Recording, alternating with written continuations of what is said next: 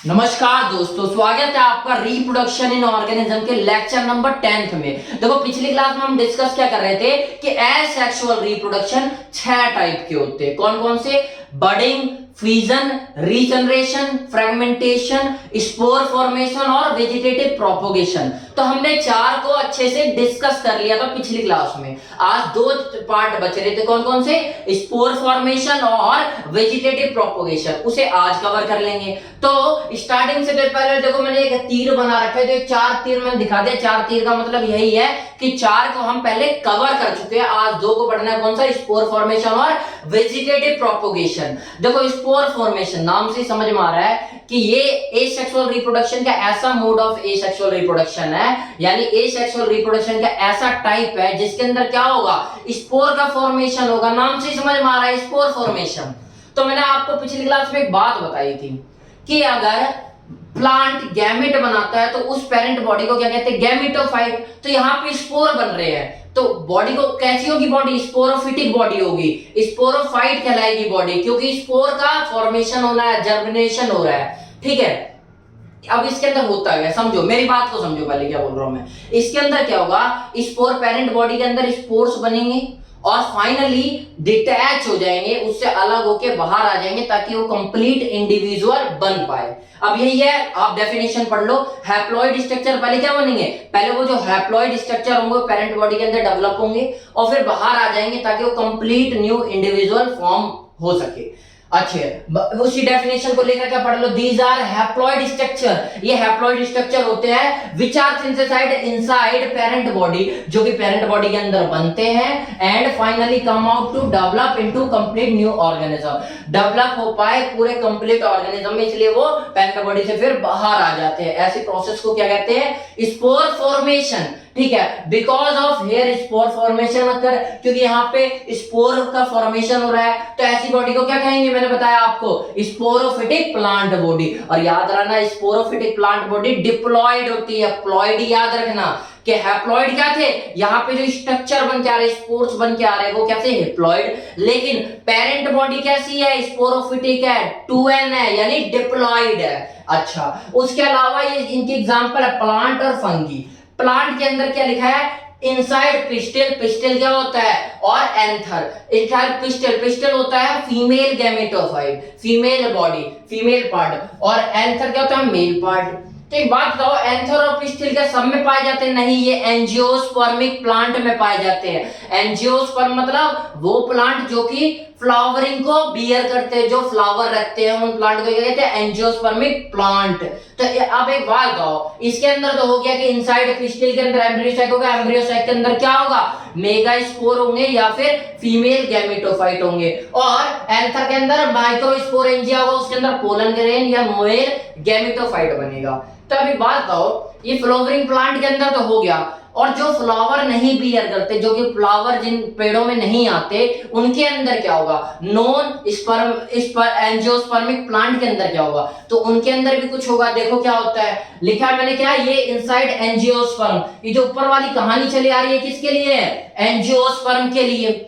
और जो where flower is reproductive part, जहां पे क्या होता है? एंजियोस्पर्म में क्या होता है? फ्लावर रिप्रोडक्टिव पार्ट होता है। और जहां नहीं होता, इन टेरिडोफाइट, टेरिडोफाइट में फ्लावर आते हैं? नहीं आते। क्या ब्रायोफाइट में फ्लावर आते? नहीं आते। क्या जिम्नोस्पर्म में आते? नहीं आते। एल्गी यानी थैलोफाइटा में आते? नहीं आते। तो इन डिवीजन या फाइलम के अंदर क्या होता है? इनके अंदर भी पिस्टिल और एंथर होते हैं क्या? इसके अंदर पिस्टिल और एंथर ना होके लीव्स होती हैं 2 टाइप्स की। एक होती है माइक्रोस्पोरोफाइल और एक होती है मेगास्पोरोफाइल। नाम से आपको समझ में, माइक्रो मतलब मेल स्ट्रक्चर वाला और मेगा मतलब फीमेल स्ट्रक्चर वाला। तो इसके अंदर क्या होता है कि लीव्स होती है, स्पोर फॉर्मेशन इनसाइड लीव सक्कर। क्या होता है? यहाँ पे स्पोर का फॉर्मेशन तो होता है, लेकिन वहां पे क्या होगा? पिस्टिल और एंथर में। यहाँ कहाँ होगा? लीव्स में होगा।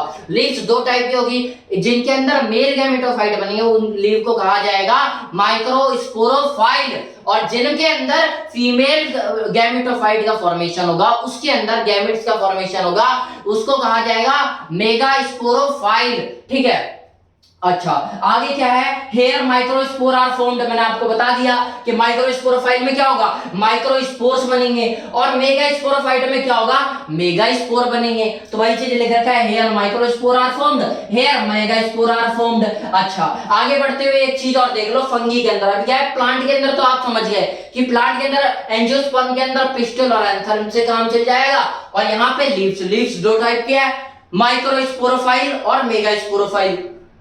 लेकिन मैंने एग्जांपल में प्लांट के साथ फंगी भी दे रखा, फंगी में एक फेमस नाम है राइजोपस, यानी मोल्ड होता है एक टाइप का। ये 3 टाइप के फंगी होते हैं, पहले जान लो कौन कौन से फंगी होते हैं। एस्कोमाइसिटीज, अब एस्कोमाइसिटीज होगा, उसके स्पोर का नाम उसके बेस पे दे रखा है, कौन कौन से, एस्कोस्पोर। और बेसिडोमाइसिटीज जो होगा उसका नाम क्या है, उसके स्पोर भी नाम उसी के नाम पे दे दिया, क्या, बेसिडोस्पोर। और फाइकोमाइसिटीज में उसके स्पोर का नाम क्या रख देंगे, स्पोरेंजियोस्पर या फॉर्म। अब इसके 2 नाम होते हैं, कौन कौन से, एक तो नाम यही है फाइकोस्पोर फॉर्म या फिर स्पोरेंजियोस्पोर फॉर्म। ठीक है भाई, आगे बढ़ते हुए एक इंपॉर्टेंट सा नोट जानो, नोट के जानो, जैसे फंगी आप जानते हो कि थ्रेड लाइक स्ट्रक्चर होती है, थ्रेड लाइक स्ट्रक्चर होती है। अच्छा, एक चीज और, फंगस में जो मेनली ये शो करते हैं वो कौन से होते हैं, बेसिडोफाइल्स होते हैं। कौन से होते हैं, बेसिडोफाइल्स होते हैं। नहीं लिख रखा तो मैंने टिक लगा के बता दिया आपको। उसके बाद आप जानते हैं फंगी कैसे स्ट्रक्चर होते हैं, थ्रेड लाइक स्ट्रक्चर होते हैं, यानी थ्रेड लाइक स्ट्रक्चर दिखा दिया। अब इसमें सर जो ये पूरा थ्रेड होगा, बंच होगा थ्रेड का, एक बंडल की तरह होगा जो पूरा, इस पूरे बंडल का नाम हमने माइसीलियम दे दिया। क्या नाम दे दिया, माइसीलियम। माइसीलियम क्या होता है, ग्रुप या बंच ऑफ हाइफा। अब हाइफा क्या होता है, हाइफा जानो कि थ्रेड लाइक जो स्ट्रक्चर ना, तो एक थ्रेड को हाइफा या हाइफी कह देंगे। क्या कहेंगे, सिर्फ बहुत सारे थ्रेड है तो एक थ्रेड को हमने क्या किया, हाइफा या हाइफी। क्या होता है, एक थ्रेड को हम single thread like structure in fungi, जो सिंगल थ्रेड लाइक स्ट्रक्चर होते हैं हाइफा या फंगी बोलते हैं। और जब वो सारे थ्रेड को एक साथ बोलना हो तो हम क्या नाम दे देंगे, माइसीलियम, ग्रुप और बंच ऑफ फंगा, ये हाइफा। अब आप बोलो सर इसका काम क्या है, इसका काम थोड़ा आगे आने वाला है, तब मैं आपसे पूछूंगा कि हाइफा या फिर हाइफी है क्या। ठीक है भाई।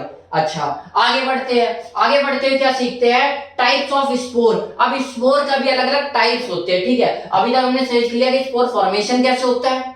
आप सीख रहे हैं किस किस टाइप के स्पोर होते हैं, क्या स्पोर चल सकते हैं, क्या नहीं चल सकते, किस टाइप की स्ट्रक्चर होगी, इनके बेस पे टाइप्स बनाए गए स्पोर के, किस किस टाइप के होते हैं। तो देखो, पहले जू स्पोर होता है। जू का मतलब ही आप समझ जाओ, जहां जू आ जाए वहां एनिमल की बात चल रही है। तो कैसे होंगे ये, एनिमल लाइक होंगे, क्या, एनिमल लाइक स्पोर होंगे। और एनिमल लाइक स्पोर होंगे तो कैसे स्पोर होते हैं एनिमल के, मोटाइल, तो मोटाइल स्पोर होंगे। मोटाइल क्यों होंगे, क्योंकि इनके अंदर सीलिया या फ्लैजिला प्रेजेंट होगा, और मोस्टली क्या प्रेजेंट होगा, सीलिया प्रेजेंट, फ्लैजिला प्रेजेंट होगा। ठीक है, फ्लैजिला लिख रखा है, due to presence of flagella. अच्छा, हैव थिन आउटर लेयर, इसके बाहर जो ये स्पोर बनते हैं, जो स्पोर होते हैं उनके बाहर जो लेयर होती है, आउटर लेयर, वो थिन होती है, पतली होती है। उसके बाद इट अकर्स इनसाइड क्लेमाइडोमोनास, इसका सबसे फेमस एग्जांपल है क्लेमाइडोमोनास, ग्रीन एलगी होती है। अच्छा, उसके अलावा ऑलवेज बाई फ्लैजिलेट। अब मैंने क्या बोला कि ये मोटाइल होते हैं और इनके पास फ्लैजिला होता है। एक चीज और याद रख लो कि फ्लैजिला कैसा होता है, बाई फ्लैजिलेटेड होंगे, मतलब 2 फ्लैजिला होंगे जाके वो स्विम करके मोटाइल नेचर शो कर पाए। अच्छा, उसके बाद ए प्लेनोस्पोर, प्लेनो का मतलब होता है जो चल सकता है, और जो नहीं चल सकता उसे ए प्लेनोस्पोर बोलेंगे। ठीक है, यानी ए प्लेनो का मतलब क्या होता है, नॉन मोटाइल, जैसे एग्जांपल है फाइकोमाइसिटीज। अच्छा, इसके अंदर ए प्लेनोस्पोर मतलब वो स्पोर जो चल नहीं सकते, तो वही चीज लिख रहा है। Unmovable due to absence of any movable organ, कोई मूवेबल ऑर्गन नहीं है, ना ही सीलिया ना फ्लैजिला है, तो ये मूव नहीं कर सकते, तो इनका नाम क्या दे दिया, ए प्लेनोस्पोर। अब बोलो सर मैंने एक एग्जांपल पढ़ा था जहां पे क्या था, अमीबा चल रहा था, वो चल रहा था लेकिन उसके पास स्यूडोपोडिया से चल रहा था, उसके पास नकली पैर थे, वो असलियत में चलने का काम नहीं करते, इसलिए उनका नाम क्या है, स्यूडोपोडिया। स्यूडो का मतलब ये होता है कि नकली। ठीक है, तो उसे इसमें इंक्लूड नहीं किया जाएगा। अगर कोई अमीबा लाइक स्ट्रक्चर जितने भी है वो अगर चल रहे हैं अपने वो स्यूडोपोडिया से, तो उसे भी इंक्लूड करेंगे कि ये नॉन मोटाइल है, अनमूवेबल है, ए प्लेनोस्पोर में काउंट करा जाएगा।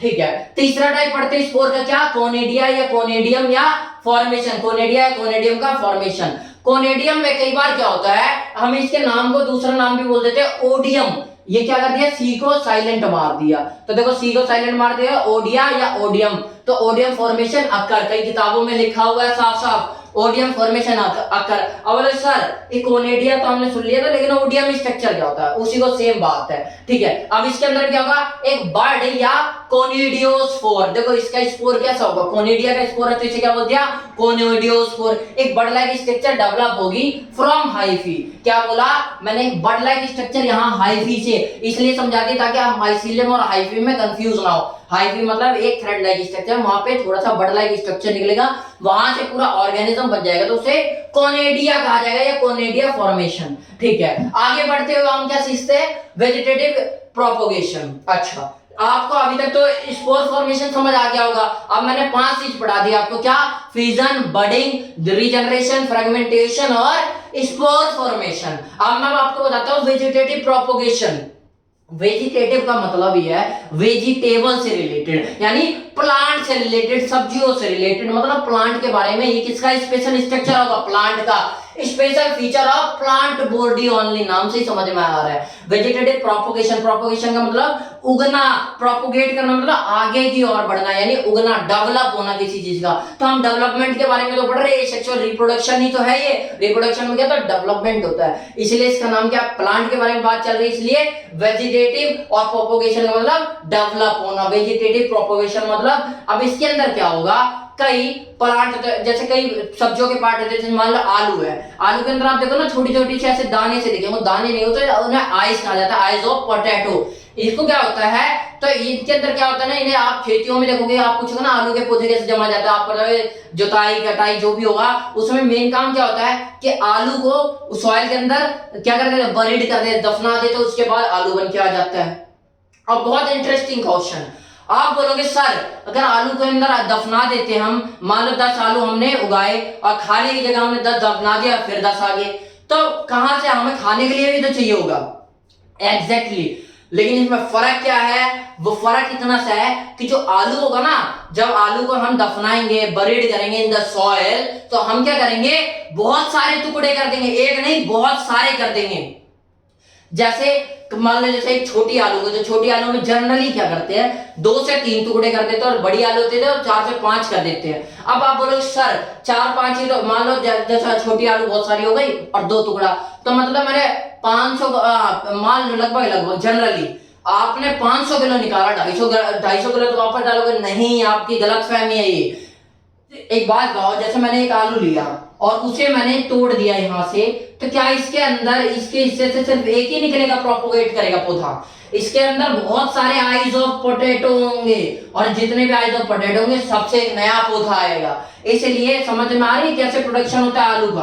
अच्छा, तो आप पढ़ते हैं वेजिटेटिव रिप्रोडक्शन में क्या होगा, नॉन रिप्रोडक्टिव पार्ट, वैसे क्या हर जगह कहां इन्वॉल्व हो रहा था, रिप्रोडक्टिव पार्ट से आ रहे थे बर्ड या कुछ भी चीजें, और नए ऑर्गेनिज्म में डेवलप हो रहे थे। लेकिन इसके अंदर क्या होगा, नए ऑर्गेनिज्म में तो डेवलप होगा, लेकिन नॉन रिप्रोडक्टिव पार्ट से, कोई वेजिटेटिव पार्ट होगा वहां से डेवलप होगा, तो उस प्रोसेस को क्या बोलेंगे हम, वेजिटेटिव प्रोपोगेशन बोलेंगे।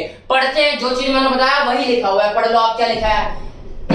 Special feature of plant body की स्पेशल फीचर है, in this new plant are obtained from vegetative part. मैंने आपको बताया ना, वेजिटेटिव पार्ट से यहाँ नए प्लांट मिलते हैं, तो वेजिटेटिव पार्ट का नाम क्या है, नॉन रिप्रोडक्टिव पार्ट। यानी कहने का मतलब क्या है, वेजिटेटिव पार्ट मतलब वो नॉन रिप्रोडक्टिव पार्ट होगा, ठीक है। उसके बाद मैंने आपको क्या बताया, it does not involve the production of seed or spore for the propagation of new plant. इसके अंदर क्या होता है, मैंने बोला रिप्रोडक्टिव पार्ट जो, तो उसके अंदर तो सीड या स्पोर का फॉर्मेशन होता है, लेकिन इसके अंदर सीधा जो वेजिटेटिव पार्ट होगा वहीं से नए बड का फॉर्मेशन होगा, तो इसके अंदर सीड या स्पोर का इन्वॉल्वमेंट नहीं होता।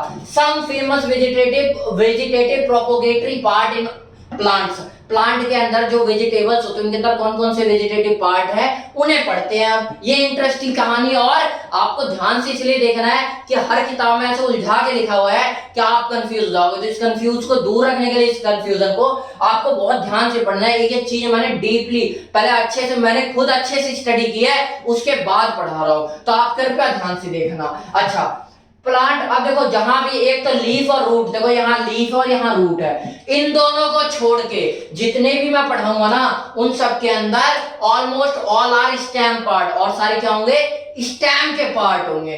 तो eyes in potato, eyes potato का जो आइज होगा वो, या फिर राइजोम इन जिंजर या आल्सो इन शुगर कैन, ये सारे क्या होंगे, स्टेम पार्ट होंगे। बाकी मैंने आपको अलग से लिख दिया है कि लीफ पार्ट जहां पर है और जहां पे रूट पार्ट है, ठीक है। इसलिए मैंने रेड करके इसलिए ही दिखाया है कि ये रेड सिर्फ इसके लिए नहीं है, अब ज्यादा जगह नहीं, स्पेस नहीं थी, इसलिए मैंने यहां दिखा दिया, लेकिन ये सबके लिए, और जहां जिसके लिए नहीं है उसके लिए लीफ या रूट मैंने अलग से ही बता दिया। अब होता क्या, देखो वेजिटेटरी पार्ट मतलब कहां से उगते हैं वो सब देखो। पहले आइज ऑफ पोटैटो, पोटैटो की आइज क्या होगा, पहले पोटैटो को बहुत सारे हिस्सों में तोड़ दिया और फिर सॉइल में बरीड कर देंगे, दफना देंगे। उसके बाद नए नए पौधे उग जाएंगे और वहीं से पौधे के अंदर क्या होगा, बहुत सारे नए नए पोटैटो होंगे। मैंने आपको इसलिए दिखा दिया ये। आप पता है बच्चे कहां का कंफ्यूज रहते हैं, सर मान लो एक आलू के जनरली मैंने किसानी करके तो देखा है कि हाँ भाई हाफ हिस्सा कर दिया जाता है, और जहां हाफ कर दिया जाएगा वहां आपको समझ में आ रहा होगा कि अगर भाई हाफ कर दिया तो 2 ही पौधे उगेंगे तो हमें फायदा कहां से हुआ। तो ज्यादा प्रोडक्शन का फायदा इसीलिए होता है क्योंकि एक हिस्से में जरूरी नहीं है एक ही पौधा उड़े, वहां पे आइज है बहुत सारी, ये जो मैं दिखा रहा हूं ना इसी को कहते हैं आइज ऑफ पोटैटो। और एक हिस्से में मान लो 5 से 7 आइज आ गई तो 5 से 7 पौधे जमेंगे और 5 से 7 आलू आ जाएंगे। तो आई होप आपको समझ में आएगा आलू कैसे प्रोडक्शन की जाती है। उसके अलावा आप बोलोगे सर अरे भाई मैं आप भी कर सकते हो, लेकिन उसका एनवायरनमेंट के लिए क्या होता है, वहां जोताई खेताई कटाई बहुत सारी चीजें होती है, लेकिन मेन कैसे होता है वो आपको समझा दिया। उसके अलावा लीफ ऑफ ब्रायोफ्लम, इसके अंदर हर जगह क्या था, स्टेम पार्ट इन्वॉल्व था, लेकिन इसके अंदर लीफ इन्वॉल्व होगी। क्या होगा इसके अंदर, देखो दिखा देता हूं पहले, उसके बाद सीखो। पहले लीफ बनी रहेगी, लीफ पर जो नई बर्ड आती है ना, नई को कहते हैं एडवेंटिजियस। क्या कहते हैं, एडवेंटियस। तो ये जो बर्ड आएगी इसे कहेंगे ना एडवेंटिजियस बर्ड, यानी वो बर्ड जो नए नए उगे हैं। और ये बर्ड से क्या होंगे, धीरे धीरे क्या होंगे, ये बड़े बड़े पौधे में उगने लग जाएंगे, और ये डंप सॉइल में मिलते ही ये नया ऑर्गेनिज्म ऐसे ही बना लेंगे, नया प्लांट बना लेंगे। तो इसी को क्या बोलते हैं, लीफ ऑफ ब्रायोफ्लम। लीफ ऑफ ब्रायोफ्लम में भी क्या होता है, वेजिटेटिव प्रोपोगेशन होता है। कैसे होता है मैंने आपको बता दिया कि पहले बड होंगे, बड के अंदर क्या होगा, धीरे धीरे प्रोपोगेट होके नई लीफ तैयार हो जाएगी। तो ऐसे ब्रायोफ्लम में चलता है। तो इसके अंदर क्या होगा, जो बता रखा है वही चीज लिख रखी है। The leaves of bryophyllum plant bear several adventitious bud नए बर्ड निकालेंगे ऑन देयर मार्जिन, मार्जिन मतलब किनारे पर, उनके किनारे पे निकलेंगे bud. These leaf buds have ability to grow and develop into tiny plants. ये जो बड के अंदर एबिलिटी होती है वो टाइनी प्लांट में डेवलप हो पाए, ठीक है। Then the leaves get detached from the plant when come in contact with moist soil. जब ये बड़े होते होते moist soil नम मिट्टी के उसमें कांटेक्ट में आते हैं और ये थोड़े और अच्छे से डेवलप हो जाते हैं, तो ये आप पेरेंट बॉडी से क्या हो जाते हैं, डिटैच हो जाते हैं, अलग हो जाते हैं। तो लीफ ऑफ ब्रायोफ्लम का भी आपको समझ में आया होगा। क्या पढ़ा रहा हूं मैं, वेजिटेटिव प्रोपोगेटरी ऑर्गन्स, ठीक है, डिफरेंट वेजिटेबल में। उसके अलावा राइजोम इन जिंजर, जिंजर के अंदर rhizome, also in sugar can, sugar cane मतलब गन्ने के अंदर, गन्ने के अंदर भी आपने देखा होगा। देखो सीख लो मैं क्या बता रहा हूँ, बहुत इंपॉर्टेंट चीज है। गन्ना ऐसा दिखता है, गन्ना ऐसा दिखता है, तो आपको कटकट लिखे दिखते होंगे। ये जो कटकट है ना उन्हें मैं नोड कहता हूँ। क्या कहते हो, जो कटकट गन्ना है गन्ने में सीढ़ियों की तरह कटकट दिखते होंगे ना, इन्हें हम नोड कहते हैं। क्या कहते हैं, नोड, इस हिस्से को हम नोड कहते हैं। और ये जितने भी दिख रहे हैं ये सारे क्या है, नोड है, ये कोना कोना जो भी है इसका नोड। और एक बात बताओ, जैसे एक स्कूल है, 2 स्कूल है, और जब उनके बीच कंपटीशन होता है, जब एक स्कूल के अंदर ही कंपटीशन होता है तो हम इंटर स्कूल कंपटीशन बोल देते हैं, लेकिन 2 स्कूलों के बीच होता है तो हम इंटर स्कूल कंपटीशन बोलते हैं। तो उसी तरह यहाँ पे नोड ये भी है, नोड ये भी है, नोड ये भी है।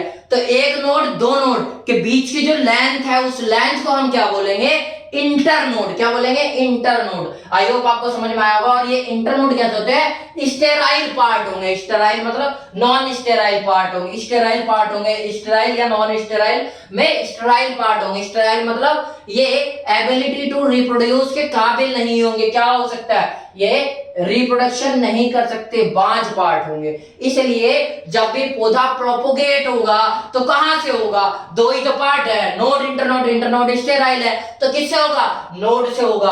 तो जब भी मैं पूछूं तो here thread like structure come out from node, node से ही क्यों होता है, क्योंकि इंटरनोड कैसा स्टेराइल है तो उससे आ नहीं सकता, उनके पास एबिलिटी नहीं है रिप्रोड्यूस करने की। तो थ्रेड लाइक स्ट्रक्चर पहले देखो बाहर आएंगे और come out thread like structure come out from node, node से कम आउट होंगे और फाइनली फॉर्म न्यू ऑर्गेनिज्म, और नए ऑर्गेनिज्म में धीरे धीरे बदलने लग जाएंगे। वैसे ही गन्ने के अंदर होता है। जिंजर के अंदर क्या कहते हैं थ्रेड लाइक स्ट्रक्चर को? राइजोम, ये जो स्ट्रक्चर सा बन रहा है। और गन्ने के अंदर क्या कहते हैं इसे? Also in sugar cane, rhizome को क्या कहते हैं? शुगर केन कहते हैं। अच्छा, आगे बढ़ते हुए हम क्या सीखते हैं? आपको जिंजर यानी जो अदरक होता है और शुगर केन के अंदर तो समझ में आ गया प्रोपोगेट कैसे हो रहा है। ऐसे रनर इन ग्रासेस, ग्रासेस के अंदर क्या होता है? घासों के अंदर क्या होता है? रनर क्या देते हैं। और स्टोलोन, स्टोलन नहीं, चोरी करना नहीं, स्टोलोन इन स्ट्रॉबेरी, जैस्मिन और बहुत सारे प्लांट होते हैं। तो मैं आपको शुगर कैन, जिंजर के अलावा क्या किसी और में नहीं होता है, लेकिन मैंने बेसिक एग्जांपल दे दिया कि इनके अंदर होता ही होता है और आपको पता भी चल जाए। अच्छा, रनर इन क्लासेस, रनर से समझ में आ रहा? दौड़ने वाला। क्यों कह रहे हैं इन्हें दौड़ने वाला? क्योंकि जो इनकी स्प्रेडिंग की पावर होती है वो बहुत तेज होती है। आपने कई बड़े जो मैदान होते हैं, सत्संग वसंग में आप गए हो तो देखे होगे कि घास एक तरफ से काट रहे थे, अगले हफ्ते फिर काट रहे होते हैं, तो जितना काटते हो उतना उग जाती। क्यों?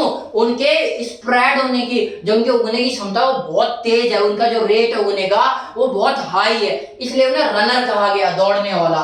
Called as because high spreading rate, उनका हाई स्प्रेडिंग रेट होता है, इसलिए इन्हें रनर कहा जाता है ग्रासेस में। स्टोलन इन स्ट्रॉबेरी और जैस्मिन में। अच्छा, ग्रासेस में क्या होता है? जैसे ग्रास का एक प्लांट है, ठीक है, उसके अंदर क्या होगा? ऐसे ही थोड़ा मट्टी के उसमें आएगा और वो धीरे धीरे अपनी घास बनाने लग जाएगा, ऐसे ही और भी होगा और भी बनाने लग जाएगा।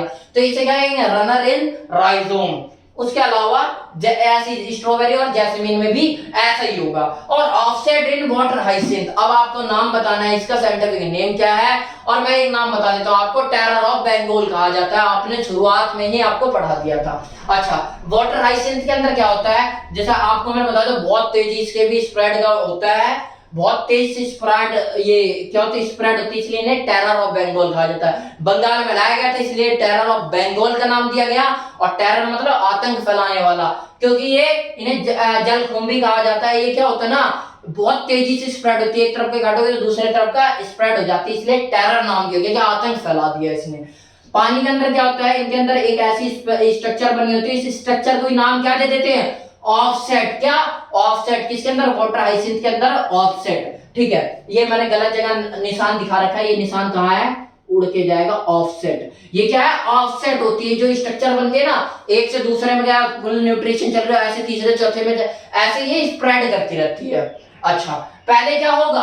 क्या स्टार्टिंग में ऐसा होगा जुड़े हुए पैदा हो रहे बहुत सारे? नहीं, पहले एक बड सा बनेगा, बड धीरे धीरे डेवलप होकर अपना खुद का बना लेगा ऐसा ही सेम स्ट्रक्चर। उसके बाद रूट थ्रेड इन दलिया, इन सब के अंदर क्या होता है? स्टेम पार्ट इन्वॉल्व हो रहा था, लेकिन रूट थ्रेड इन दलिया, दलिया के अंदर क्या होगा? रूट थ्रेड यानी रूट के जो रूट मतलब जड़ों की इन्वॉल्वमेंट होगा, जड़ों से क्या होगा? नया ऑर्गेनिज्म आएगा।